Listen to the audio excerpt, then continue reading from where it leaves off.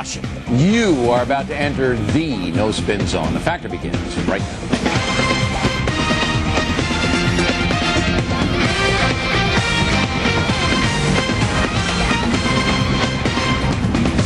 Hi, I'm Bill O'Reilly. Thank you for watching us tonight. Blaming America. That's the subject of this evening's Talking Points memo. Here's a question for you. Which president was hated more by his opponents, Clinton or Bush the younger? Just a few moments, I'll talk to President Bush about the personal attacks leveled against him. But my vote goes to Mr. Bush, as enduring more vitriol, although it's close. President Clinton got hammered as well. Now, the difference is the secular progressive press, which largely sympathized with Mr. Clinton, despises the Bush administration. And in a departure from historical precedent, President Jimmy Carter is now attacking Mr. Bush almost weekly.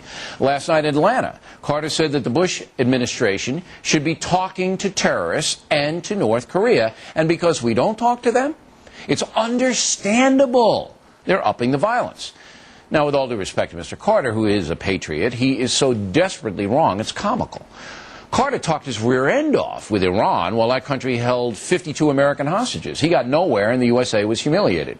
In 1994, Carter again bloviated extensively with North Korea about nukes and helped engineer a deal with that country. Of course, North Korea violated the deal, humiliating the Clinton administration.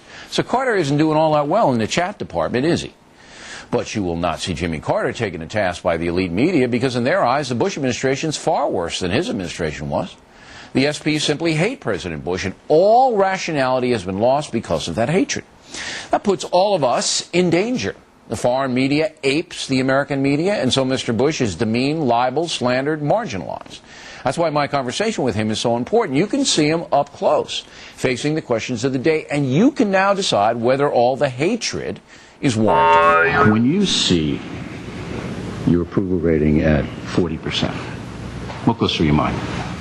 That a president must make decisions based upon principle and stand by the principles by which he makes decisions in order to achieve peace. And that sometimes people will agree with my decisions and sometimes they won't. But you cannot make decisions based upon opinion polls. Is it discouraging that more people don't see why you're doing what you're doing?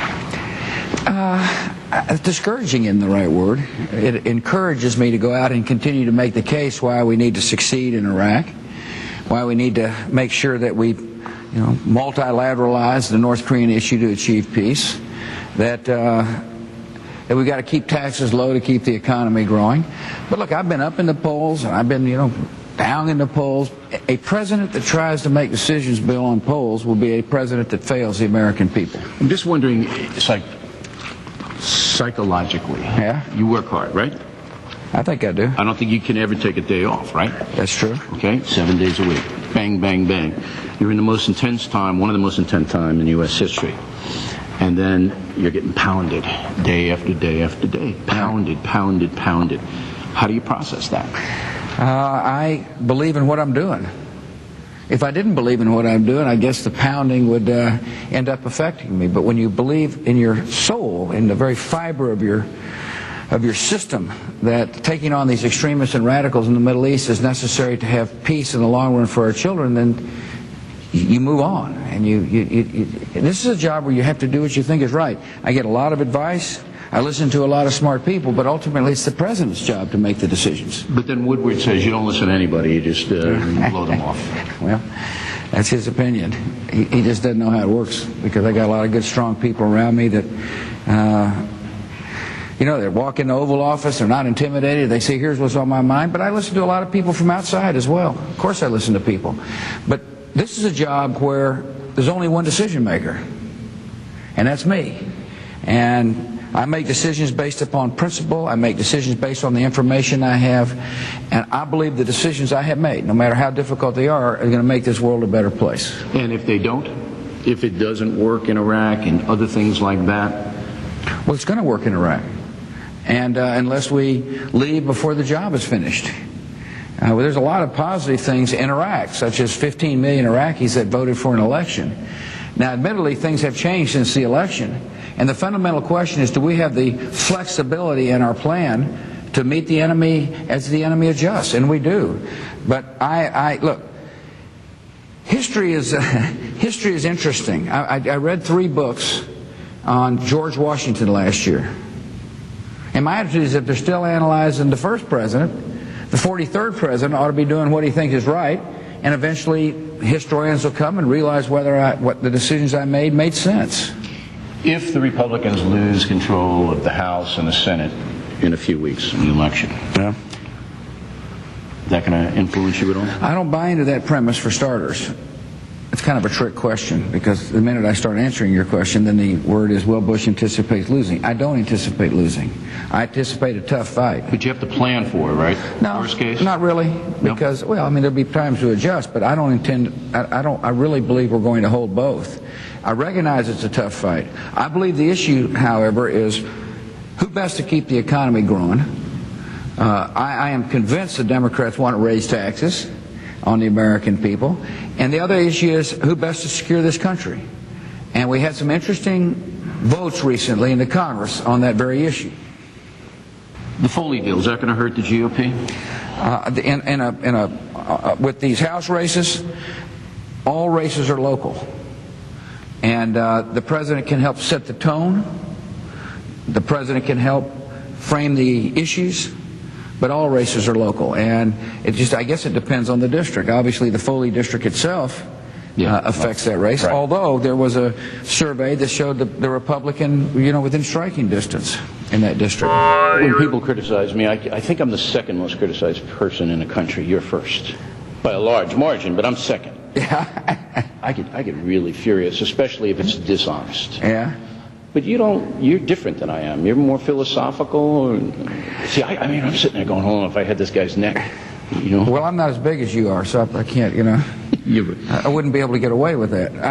Look, I understand politics.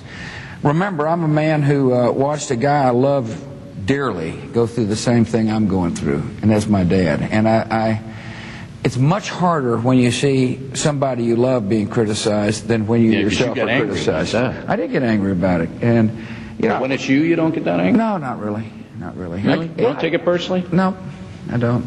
Because they are trying to destroy you. You know that. Well, it's too bad, and I think most Americans don't want to see the president destroyed. I think most Americans want this country to come together and work for the common good. I suspect a lot of Americans are sick and tired of Washington politics. Oh, you bet. And my job is to, again, talk as clearly and plainly as I can to the American people about the stakes in the Middle East, and the stakes in the Far East, and the stakes in this economy, and the stakes in making sure our children get an education, and try to diffuse the politics as best as I can. The problem is that we're now heading into a political season. You bet. And it's just listen, I hear the criticism. But I believe, it's like these polls you asked me about. If you do not believe in what you stand for, in other words, if you're somebody who doesn't stand on principle, then all that matters. If you believe in what you're doing and believe in the principles by which you're making decisions, such as freedom is universal. That's a principle. Some say that would maybe be a good case, but I believe that. Yeah, you sink or swim on your principle. That's it. But there's also something else in play here, Mr. President. The secular progressives, I just wrote a book called Culture Warrior, and we sent you a free copy, by the way. That's good. The secular progressives might entice me to actually read it. The secular progressives don't like you because you're a man of faith. Yeah. You know that. Yes. That causes me to be sad for people who don't like somebody because he happens to believe in the Almighty.